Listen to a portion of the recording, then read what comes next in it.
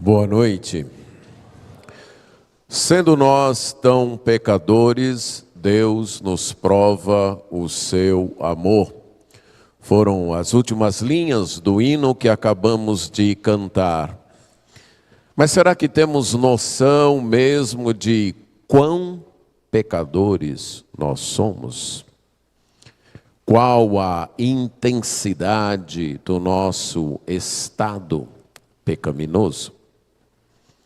Talvez uma pergunta que possa nos ajudar seria: onde nós estávamos quando a graça salvadora de Deus nos alcançou?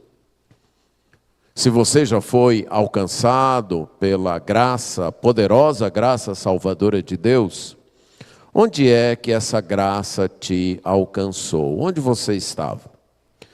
Talvez a essa pergunta nós nos sintamos tentados a responder com uma ambientação temporal, o lugar, o momento e assim por diante. Mas isso necessariamente não vai indicar a intensidade do nosso pecado, do nosso estado, quando fomos alcançados pela poderosa graça salvadora de Deus. O apóstolo Paulo, na carta aos Efésios, nos mostra a nossa situação espiritual quando Deus nos alcançou em Cristo. Dando continuidade à nossa exposição do livro de Efésios, vamos ler o capítulo 2, versos 1 a 10, mas a nossa exposição ficará até o verso 3 desta passagem. Efésios, capítulo 2, nós leremos os versos 1 a 10. Se referindo a Jesus, ele diz: Ele lhes deu vida, quando vocês estavam mortos em suas transgressões e pecados, nos quais vocês andaram noutro tempo, segundo o curso deste mundo, segundo o príncipe da potestade do ar, do espírito que agora atua nos filhos da desobediência. Entre eles, também nós todos andamos no passado, segundo as inclinações da nossa carne, fazendo a vontade da carne e dos pensamentos, e éramos, por natureza, filhos da ira, como também os demais. Mas Deus, sendo rico em misericórdia, por causa do grande amor com que nos amou, e estando nós mortos em nossas transgressões, nos deu vida, juntamente com Cristo. Pela graça vocês são salvos.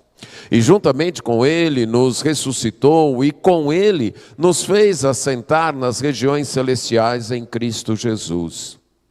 Deus fez isso para mostrar nos tempos vindouros a suprema riqueza da sua graça em bondade para conosco em Cristo Jesus.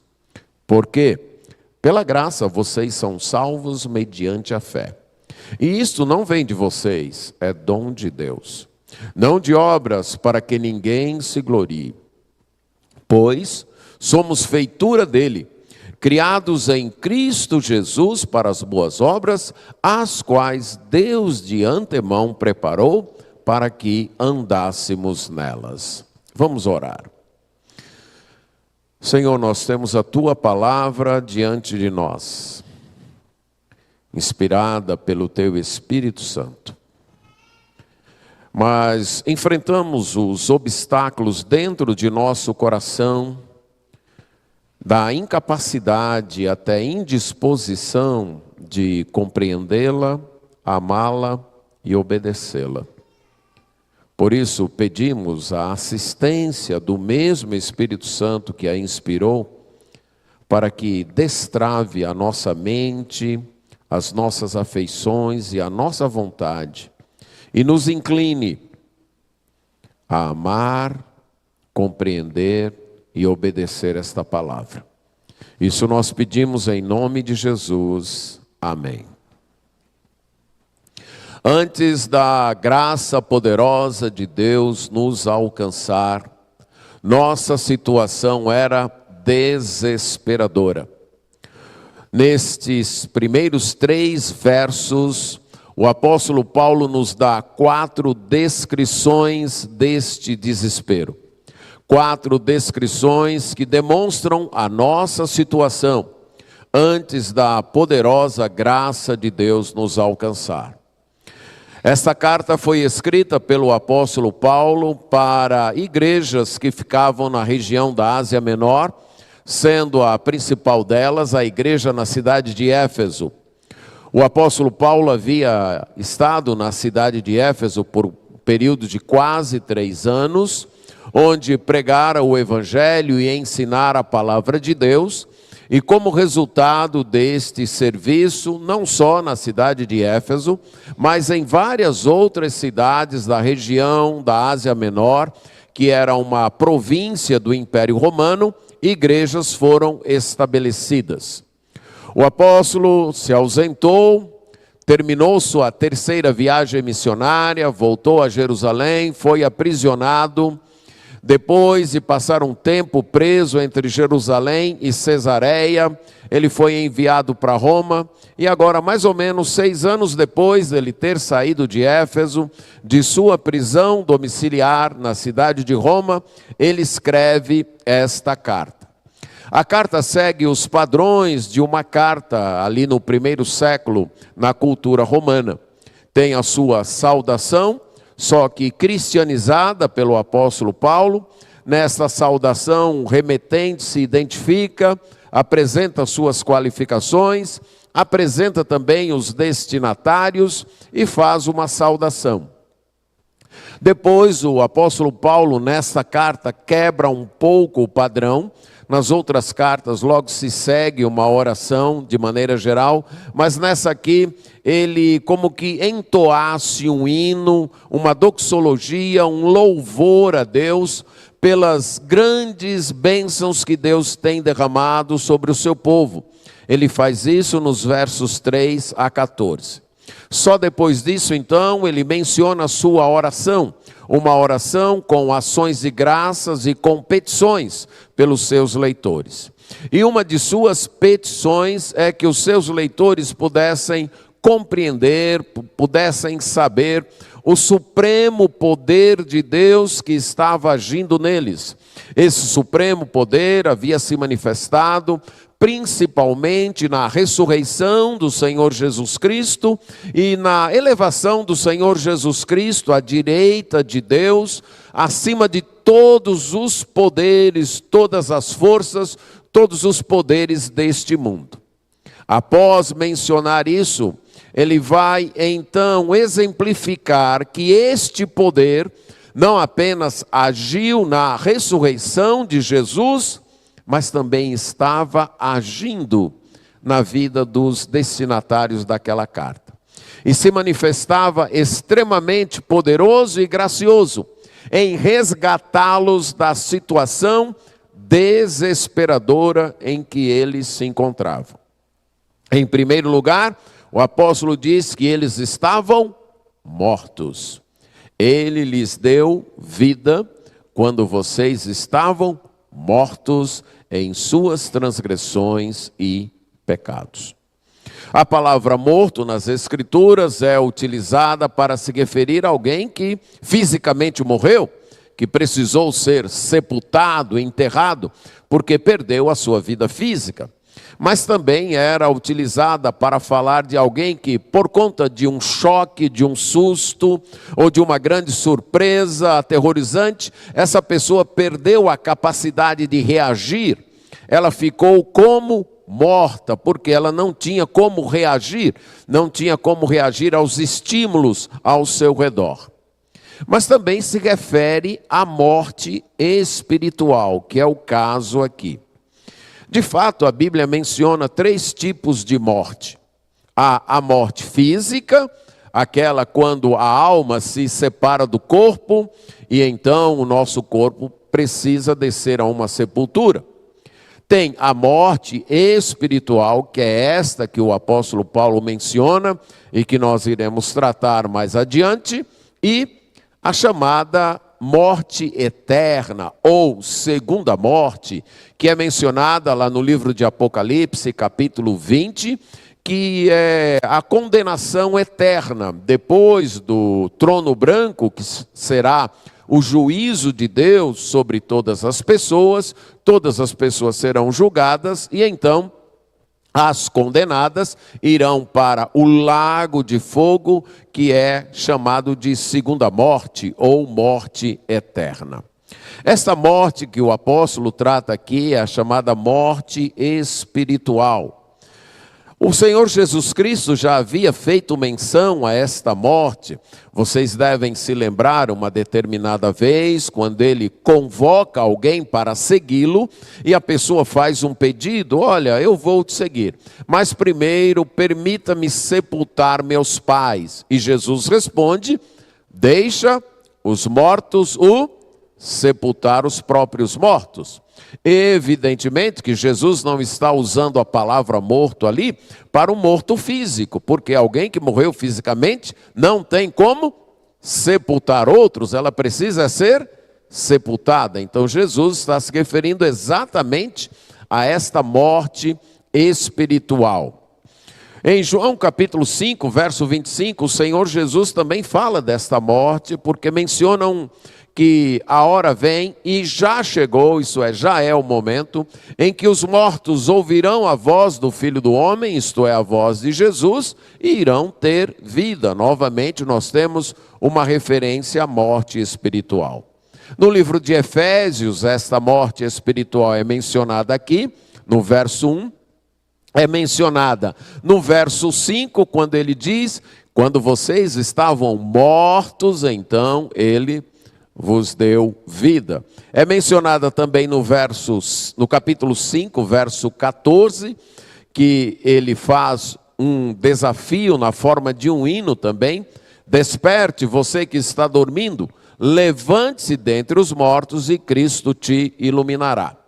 E também no livro de Colossenses, que foi uma carta escrita pelo apóstolo, na mesma época que ele escreveu a carta aos Efésios, e a cidade de Colossos também ficava ali na região da Ásia Menor. E então ele diz: e quando vocês estavam mortos nos seus pecados. Esta é a morte espiritual. A morte que fala de uma incapacidade de reagir aos estímulos espirituais. A incapacidade de atender às ordens, às exigências de Deus, de reagir positivamente àquilo que Deus quer de nós. O apóstolo diz que nós estávamos mortos nas nossas transgressões e nos nossos pecados. A palavra transgressão é um termo que a Bíblia usa para se referir ao pecado de maneira geral, para falar das violações que fazemos às ordens de Deus, as nossas falhas em cumprir aquilo que Deus ordenou, como a desobediência de Adão lá no Jardim do Éden, o povo judeu rejeitando o Senhor Jesus como Messias. Então tudo isso vem a ser transgressão. Esta desobediência, esta falha em obedecer às ordens de Deus. A palavra pecado, ela indica o não atingir o alvo que Deus tem para nós. O não conseguir chegar ao padrão que Deus tem marcado para nós.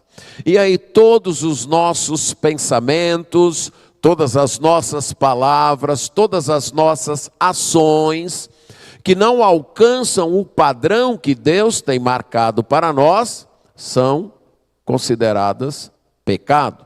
Pecado é isso, é errar o alvo de Deus para nossas vidas, como diz Romanos 3, 23, que todos pecaram e ficaram aquém, isto é, ficaram aquém do alvo que Deus marcou para nós, que é a glória de Deus. Estes pecados podem ser por ação, como transgredir a lei, cometer injustiça, ou por omissão, como deixar de fazer o bem, ou deixar de crer no que Deus tem dito. Estávamos mortos nos nossos delitos e pecados. Como seria então esta morte? Não significa uma impossibilidade de realizar atos de bondade, atos até socialmente aceitáveis. O próprio Senhor Jesus Cristo uma vez disse que vós que sois maus, sabeis dar boas coisas aos filhos de vocês. Em Lucas 6,33, ele falou que até os pagãos agem com atos de bondade. Então, essa capacidade de socialmente agir com bondade não está incluída nessa morte espiritual.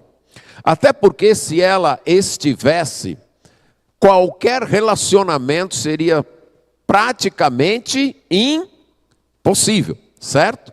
Se nenhum de nós tivesse nem a capacidade de agir com cortesia, com boas maneiras, de tratar outras pessoas de modo agradável, qualquer relação, até uma reunião como essa aqui seria impossível.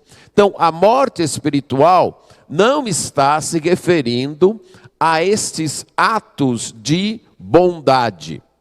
Agora, estes atos de bondade, de cortesia, que nós fazemos naturalmente até, não tem como fonte a nossa gratidão por Deus. Não tem como alvo a glória de Deus. Então não se qualificam como obras de fé, como obras espirituais. De modo geral, nós realizamos estas boas obras, ou de modo interesseiro, no sentido de que queremos receber algo de volta, então tratamos bem outras pessoas, porque esperamos que estas pessoas também nos tratem bem, ou porque nós queremos estar bem diante das pessoas. Nós não queremos ser mal vistos, nós temos uma imagem a zelar e, por causa desta imagem, nós então nos comportamos adequadamente, nós nos comportamos aceitavelmente. De modo que a razão não é Deus. A razão ou é receber alguma coisa em troca, ou não ficar mal na foto, não sair não sair na fita de modo ruim, certo? Sair com uma boa aparência.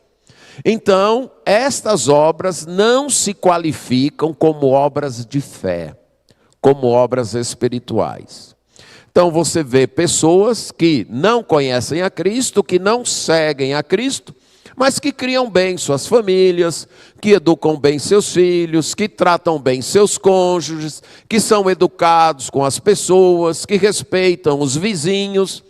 E você pergunta, e elas estão mortas espiritualmente? E a Bíblia responde, sim, estão. Apesar de fazerem isto, elas não fazem isso por causa de Deus. Elas fazem isso por causa de si mesmas. Seja para conseguir uma boa convivência, garantir uma certa harmonia na sociedade, que seria impossível uma convivência social se nem isso pudesse ser preservado, ou para ter sua imagem garantida. Morte espiritual fala da incapacidade de desejar e realizar o que Deus quer. Morte espiritual fala de uma falta de apreço por aquilo que é de Deus. Uma falta de gosto por aquilo que está relacionado com Deus. Morte espiritual indica falta de deleite em Deus. Morte espiritual fala de desinteresse, indiferença para com Deus. Uma ilustração que talvez nos ajude a entender é aquela fala do pai do filho pródigo, quando o filho pródigo volta. E ele diz, esse meu filho estava morto e reviveu. O rapaz não estava fisicamente morto, tanto é que ele voltou para casa e o pai o recebe. Mas em relação à família, em termos de interesse de manter um relacionamento com a família, em termos de envolvimento com o seu pai, ele estava morto. Essa é a ideia de estar morto espiritualmente. É não ter interesse por Deus. O pecado nos privou de qualquer desejo, vontade ou movimento em direção à vida, que é a vida de Deus. E aí se tornou a causa de todas as nossas desgraças. Vou dar duas ilustrações, uma mais simples e outra um tanto mais trágica. A mais simples, imagine aí um garoto que está voltando da escola, ele saiu da escola aí perto de meio-dia e ele está voltando para casa. E sua mãe está preparando uma deliciosa refeição para quando ele chegar em casa. Mas no meio do caminho ele encontra outros colegas e eles encontram um daqueles carrinhos que vendem xilito. Sabe o que é xilito? Aquele salgadinho bem rasteirozinho. E ele começa a comer xilito com os seus colegas. E eles vão se empolgando e comendo xilito, comendo xilito, comendo xilito. Daqui a pouco o estômago está cheio. Ele chega em casa, a refeição está gostosa. Mas ele vai querer? Não. Ele não quer aquela refeição porque ela perdeu o sabor? É isso? Porque a mãe não preparou direito? É isso? Não, ele não quer aquela refeição porque ele encheu o seu estômago com outras coisas. É isso que o pecado faz. O pecado nos farta com alfarrobas desta vida. Aí nós perdemos o gosto por Deus. Nós perdemos o apetite por aquilo que é de Deus. Nós ficamos enfastiados com Deus. Aí ler a Bíblia, orar, frequentar um culto, já não tem o mesmo sabor. Já não tem o mesmo gosto. Estamos cheios de outras coisas. Estamos cheios do pecado. A ilustração mais trágica, podemos pensar num casal que começou apaixonado, se amando, mas num determinado momento um deles se apaixona por uma terceira pessoa. E normalmente o que acontece? Ele perde o interesse naquela primeira pessoa. Esfria. Talvez num primeiro momento até tente manter as aparências, mas chega uma hora que não dá mais.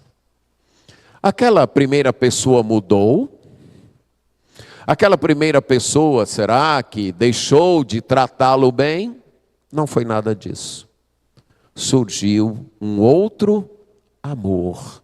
Surgiu uma outra paixão. E aquela outra paixão preencheu de tal maneira o coração daquela pessoa que ela perdeu o interesse, o amor por aquela outra pessoa. E se você já acompanhou casos assim, como eu tenho acompanhado, que eu tenho descoberto, que até a tentativa de reaproximar causa raiva. Quando alguém está apaixonado por um terceiro, até aquela primeira pessoa se enfeitar melhor, agir com carinho, tentar uma reaproximação, causa raiva, rejeição. É o que o pecado faz entre nós e Deus. Causa esta rejeição. Causa este ódio. Ficamos apaixonados pelo pecado. E aí não queremos mais nada com Deus. É isso que o pecado faz. E é isso que é morte espiritual. Quando a graça de Deus nos alcançou, nós estávamos mortos. Lembre-se, o pecado mata. Ele pode parecer agradável, atraente, mas o pecado mata.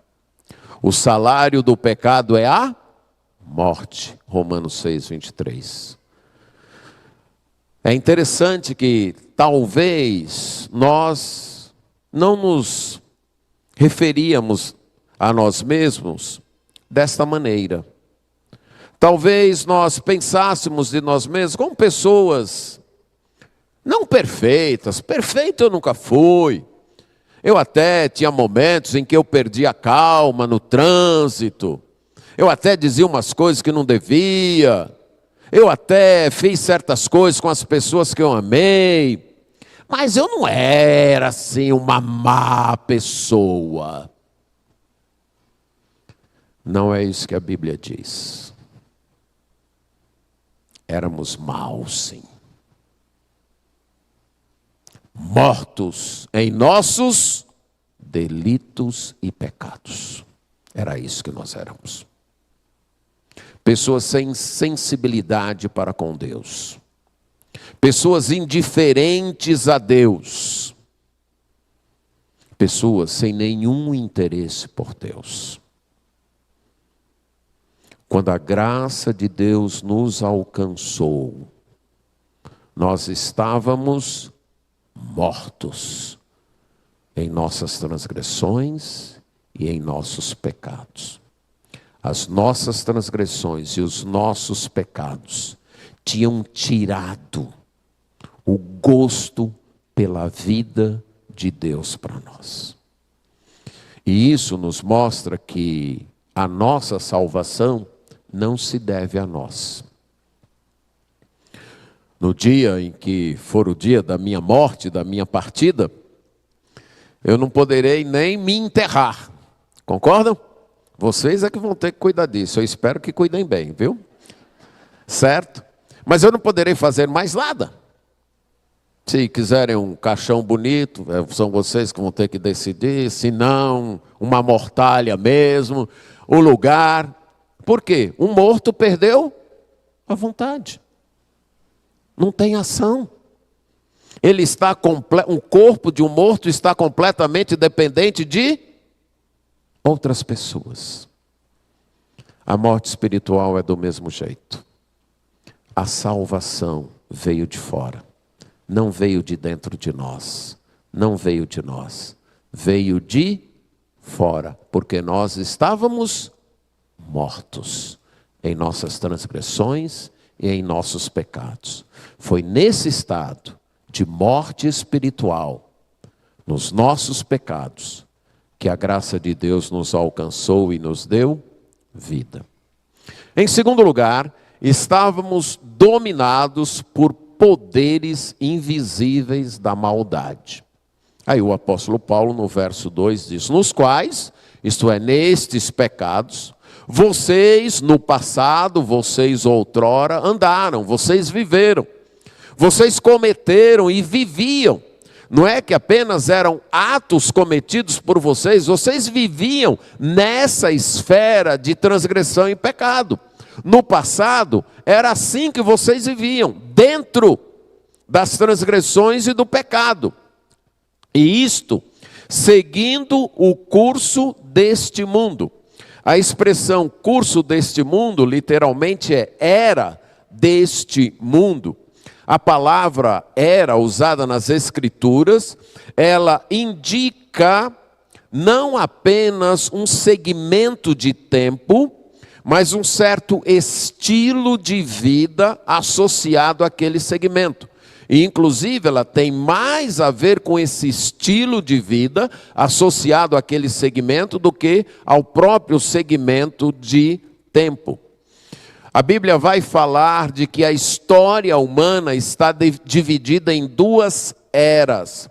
Inclusive aqui mesmo no livro de Efésios, nós já tratamos, no capítulo 1, verso 21, quando o apóstolo está falando do poder que Jesus Cristo tem, da posição que ele tem, acima de todos os poderes que se possa mencionar, não só na presente era, mas também na vindoura. O Senhor Jesus Cristo usou a mesma expressão, era presente, era vindouro, algumas vezes traduzido como século presente e século vindouro.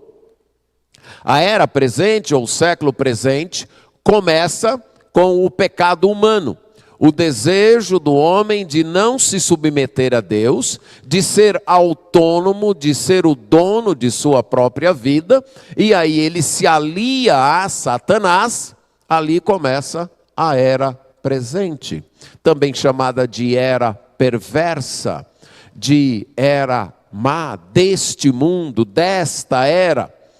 É a era marcada pelo pecado, a era marcada por valores que se opõem a Deus, pelo desejo de autonomia, pelo desejo de dirigir a própria vida e não se submeter a Deus. E tem a era por vir, que é o reino de Deus sendo implantado neste mundo, quando todos os poderes dessa era forem derrotados, e aí restar apenas o reino de Deus neste mundo. A Bíblia fala que a sabedoria desta era é loucura, que o poder desta era é fraco, isso é em 1 Coríntios, capítulos 1, 2 e 3. A Bíblia também fala que esta era tem um Deus, segundo aos Coríntios, capítulo 4, verso 4, o Deus desta era, ou deste século, cegou o entendimento das pessoas. A Bíblia também diz que o amor aos valores desta era, torna a palavra de Deus infrutífera no coração, é o que Jesus ensina na parábola do semeador. O apóstolo Paulo diz em 2 Timóteo 4,10, que o amor a esta era, leva ao abandono da fé, ao desvio da fé. É por isso que aos cristãos é ordenado que não se conformem a esta era, conforme Romanos 12, 2, e que devem ter um estilo de vida diferente dos valores desta era, Tito, capítulo 1, verso 12, porque nós já fomos libertos desta era perversa, Gálatas 1, verso 4. E esta era não será para sempre. Ela terá um fim. Na parábola do joio e do trigo, em Mateus 13, 39 e 40, Jesus menciona isso. Essa era chegará à sua consumação. E o apóstolo Paulo chega a dizer em 1 Coríntios 10, 11, que nós já vivemos o período final desta era. Aqueles que ainda não foram alcançados pela graça de Deus, vivem dominados pelos valores desta era, que é a era deste mundo. E aqui a palavra mundo não se refere ao planeta Terra, como em Efésios 1,4, não se refere à criação de Deus, não. Ela se refere exatamente àquele sistema de era. Há um sistema que se coloca em oposição a Deus, como Jesus Cristo disse em João capítulo 15, verso 18, que o mundo odeia vocês porque o mundo odiou a mim. Ele não está tratando do planeta Terra, que odeia Jesus, nem da criação, nem do universo. Ele está falando exatamente desse sistema de valores que se opõem ao reino de Deus, de um sistema onde o ser humano quer ser o dono da própria vida e por isso odeia quem quer mandar na sua vida. Odeia Deus. Você que já criou filhos, quando eles eram bem pequenos, hoje não, eles já cresceram, né? Mas quando eles eram pequenos, e ele queria pegar uma coisa, ou ela queria pegar uma coisa, e você não deixava, o que acontecia? Eles sorriam, tá bem papai, tá bem mamãe. Era assim que acontecia? O que acontecia? Hoje não, que eles já cresceram, graças a Deus, não é? Ou não? Mas o que eles faziam? Ficavam com raiva, né? Você já viu uma criança com raiva porque não deixa ela fazer o que ela quer? Pronto. O sistema deste mundo é assim. Por que ele odeia Deus? Porque Deus não quer permitir que as pessoas façam o que elas querem. Elas têm que se submeter a Deus. Aí Deus é visto como um intruso na vida delas. E nós vivíamos assim, seguindo a era deste mundo, seguindo estes valores. Éramos dominados por esse sistema de valores. E ele ainda continua: vocês andaram assim, segundo a era deste mundo, segundo o príncipe da potestade do ar. Esse mundo tem um príncipe, este mundo tem um governante. E esse governante é Satanás, o Deus desta era. E ele está dizendo: era assim que você andava. Você já pensou sobre você mesmo assim? Que antes da poderosa graça de Deus te alcançar, quem mandava na tua vida era o diabo? Já tinha pensado nessa verdade? É o que a Bíblia está dizendo. Que antes da poderosa graça de Deus me alcançar e te alcançar, quem mandava na minha vida e na sua vida era o diabo. Era o príncipe da potestade do ar. E é a ele que continua mandando na vida de todos aqueles que ainda não foram alcançados por esta graça. Não há meio termo aqui. Ou a gente está debaixo do domínio de Deus, ou a gente está debaixo do domínio do diabo. Não há meio termo. Veja aí Atos 26, 18, num texto em que o apóstolo Paulo relembra e testemunha seu chamado, sua vocação para pregar o evangelho. E ele relembra as palavras de Jesus para ele em Atos 26, 18. Jesus dizendo: eu vou livrar você e eu vou enviar você para pregar, aí no verso 18, para abrir os olhos deles e convertê-los das trevas para a luz, do poder ou autoridade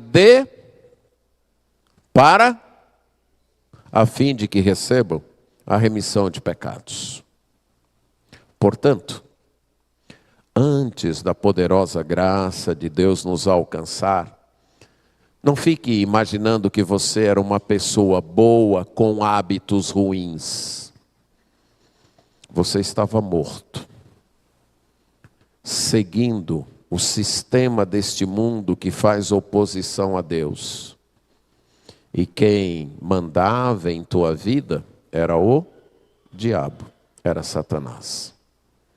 E se você ainda não acertou a vida com Deus através de Jesus Cristo, não se iluda. Não se ache livre, diz eu não tenho religião, eu não temo a Deus, então eu faço o que eu bem entendo. Não, não é você que está fazendo o que bem entende. Você pensa que é livre. Você pensa que está fazendo o que bem entende.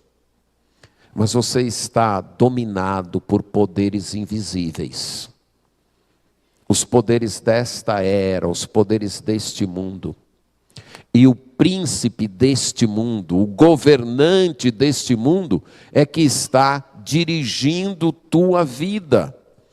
E para não deixar margem de dúvidas, volte a Efésios capítulo 2, verso 2.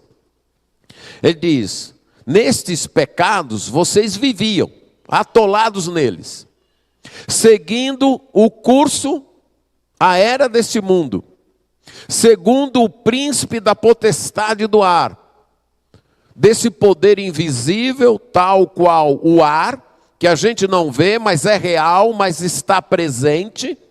Vocês viviam assim, seguindo então a este príncipe, a este poder, que domina então aqueles que não se submetem a Deus. É uma autoridade invisível, tal qual o ar, mas é uma autoridade, é um poder que escraviza. E aí ele acrescenta: e também do Espírito que agora atua nos filhos da desobediência.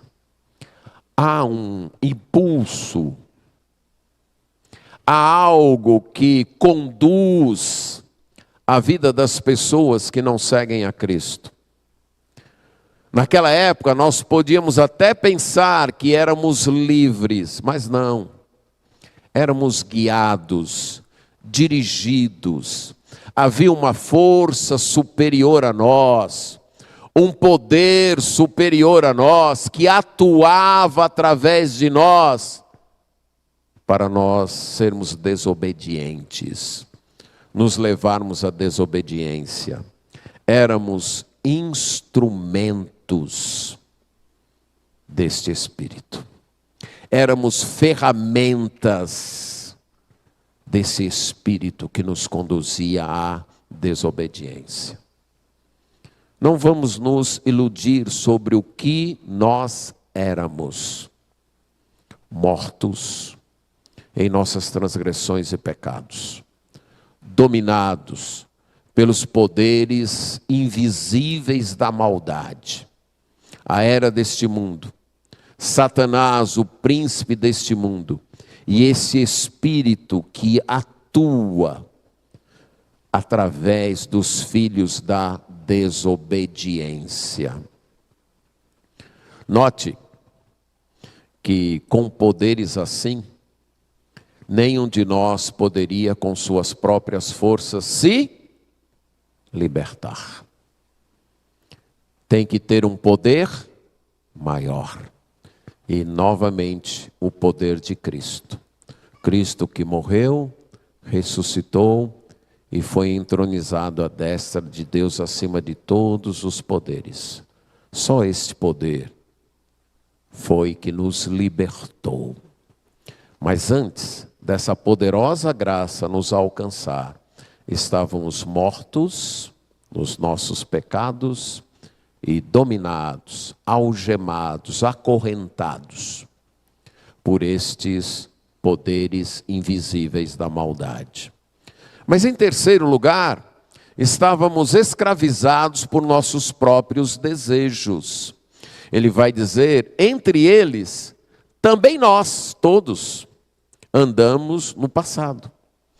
Então, entre estes filhos da desobediência, Paulo diz, também nós. Eu também vivi seguindo o curso deste mundo. Eu também vivi debaixo do governo de Satanás, do domínio de Satanás. Eu também vivi sendo dirigido pelo Espírito que atua nos filhos da desobediência. Se você conhece um pouco a história do apóstolo Paulo, você sabe que ele nunca foi um homem depravado. Ele era até um homem religioso, certo? Muito zeloso da sua religião, muito ciente dos seus deveres religiosos, zeloso ao ponto de se arriscar por esta religião. E ele achava que na sua religiosidade, no seu fervor e no seu zelo religioso, ele conseguiria agradar a Deus. Até o dia que ele se deparou conscientemente com o 10º mandamento. Não cobiçarás. E aí ele descobriu o seguinte, que pecados externos, pecados visíveis, até dá para lidar com eles. Mas quando se trata da cobiça no coração, aí não tem como lidar. Aí eu sou vencido. Aí eu não consigo. E ele então vai contar isto no livro de Romanos, que quando se deparou com esse mandamento, ele viu que de fato ele era pecador. Cuidado com a religião. Cuidado com a religiosidade. Religiosidade não resolve o problema do nosso coração. Religiosidade pode até cuidar das aparências. Pode até nos dar uma aparência socialmente aceitável. mas ela não retira o pecado do meu coração. Ela não me faz reviver do fato de estar morto nos meus pecados. Ela não me liberta dos poderes invisíveis da maldade. A religiosidade, religião nenhuma tem esse poder.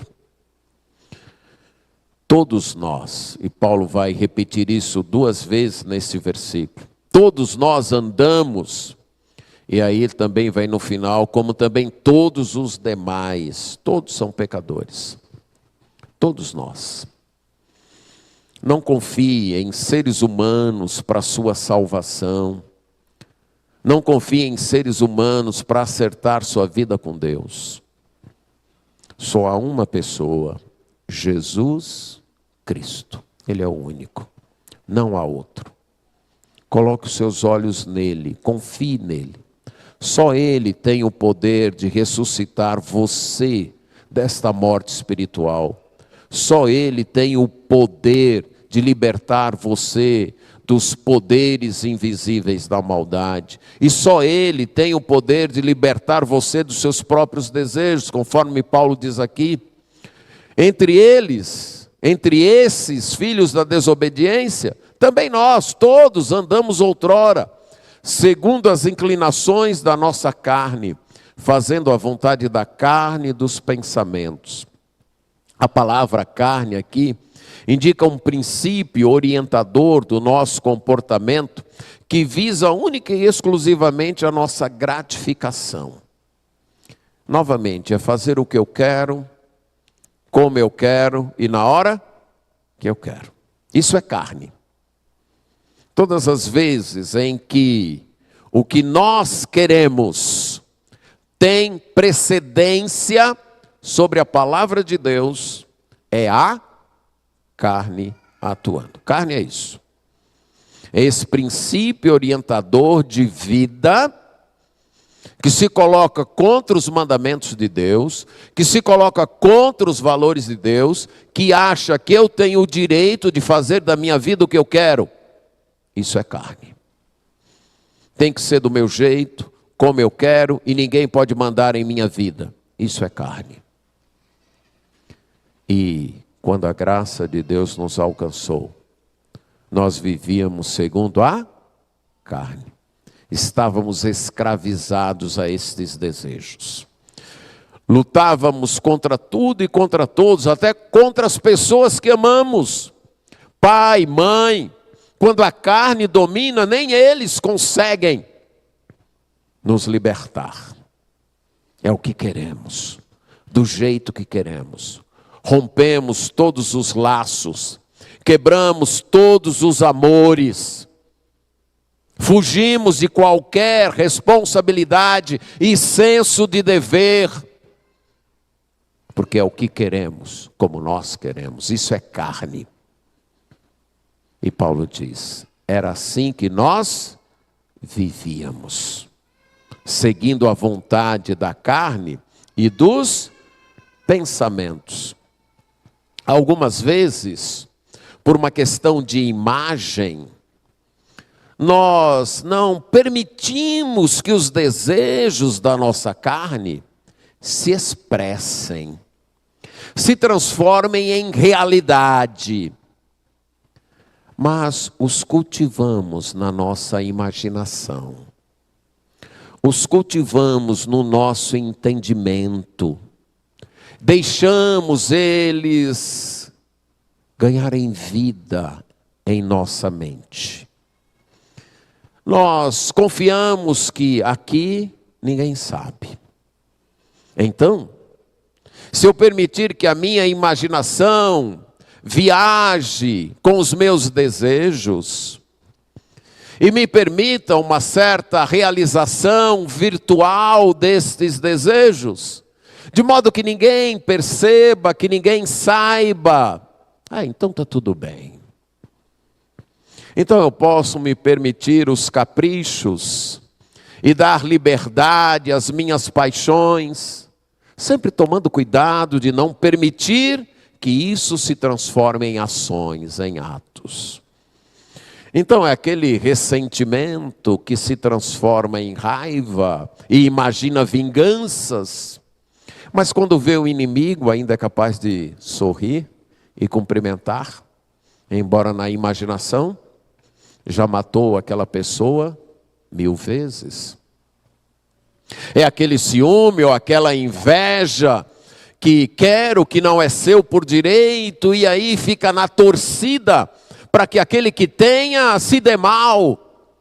Mas você nunca faz nada para se apropriar, trata aquela pessoa até bem, mas em sua mente você já roubou o que ela tem milhares de vezes. É aquela lascívia que se propõe à prostituição ou ao adultério, sem nunca de fato cometer o ato, mas a mente já extravasou isso há muito tempo. Os outros não sabem, mas é pecado. Os outros não sabem, mas é a carne mandando. Os outros podem nunca saber, mas é a escravidão aos seus desejos. É o mesmo pecado que mata. É o mesmo pecado que destrói. É o mesmo pecado que escraviza. E Paulo diz, antes da graça nos alcançar, nós éramos estes escravos dos nossos desejos. E novamente, irmãos, quando nós desejamos algo, e eu creio que todos nós já passamos um momento ou outro por essa experiência, e já lidamos com pessoas que foram dominadas por um desejo. É possível impedir a pessoa de realizar o seu desejo quando ela está dominada por ele? É possível? Não é possível. Não é verdade? Tive um colega no seminário, ele já partiu.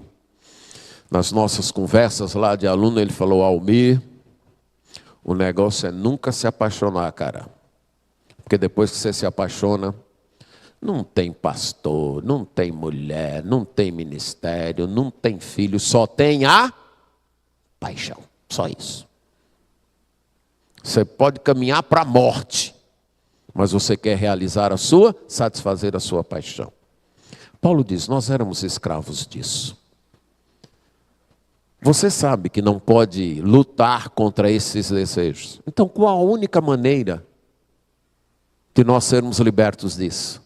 Novamente com uma ajuda de fora, porque daqui de dentro não vem. Aqui dentro só quer realizar os seus desejos. Tem que ser de fora. Estávamos mortos, dominados pelos poderes invisíveis do mal e escravizados aos nossos desejos gratificantes, por gratificação, melhor dizendo, aos desejos da carne e dos pensamentos. Mas em quarto lugar, éramos por natureza filhos da ira, como também os demais. Estávamos debaixo da ira de Deus. Por natureza, isso é naturalmente. Por estarmos mortos, dominados pelos poderes invisíveis do mal e escravizados às nossas próprias paixões, isso já nos fazia filhos da ira, objetos da ira de Deus. Uma verdade que o próprio Senhor Jesus Cristo deixou clara no Evangelho de João, capítulo 3, verso 18. Veja o que Jesus Cristo disse. Quem nele crê, isto é, em Jesus, não é condenado. Mas o que não crê, já está condenado. Note que ele não diz será condenado. Já está condenado. Porque não crê no nome do unigênito Filho de Deus. E o autor do Evangelho de João, no verso 36, diz assim: por isso, quem crê no Filho tem a vida eterna. O que se mantém rebelde contra o Filho não verá a vida, mas sobre ele permanece a ira de Deus. A verdade é que antes da poderosa graça de Deus nos alcançar, todos nós estávamos debaixo da ira de Deus. Éramos filhos da ira. E ninguém escapa disso, como também os demais. Uma situação desesperadora. Mortos nos nossos próprios pecados, dominados pelos poderes invisíveis da maldade, escravizados aos nossos próprios desejos e debaixo da ira de Deus. Não pense nunca que nós somos melhores do que qualquer pessoa. Nunca imagine que você, nesse aspecto moral, é melhor do que alguém. Não. Todos nós, cada um de nós, estávamos mortos nos nossos pecados, dominados pelos poderes invisíveis da maldade, escravizados aos nossos próprios desejos e debaixo da ira de Deus. Não somos melhores do que ninguém. Se hoje saímos desse estado, é como o apóstolo Paulo vai dizer no verso 4, e nós vamos tratar na próxima pregação. Foi por causa da graça de Deus. Única e exclusivamente a graça de Deus. Nunca olhe para alguém de cima para baixo, em termos morais e em termos espirituais. Nunca. Quando você se sentir tentado a se achar melhor do que alguém, lembre-se de onde você veio. Lembre-se de onde você estava, morto nos seus pecados, dominado pelos poderes invisíveis da maldade, escravizado aos seus próprios desejos e debaixo da ira de Deus. Tive um professor, que alguns até conheceram, Tomé Wilson, e ele usava a seguinte expressão: Deus colocou sua mão na lama para me tirar de lá. E em cada um de nós, que já foi alcançado pela graça, foi isso que aconteceu. Deus colocou a mão na lama do pecado, na lama da morte, na lama da carne, na lama dos poderes deste mundo.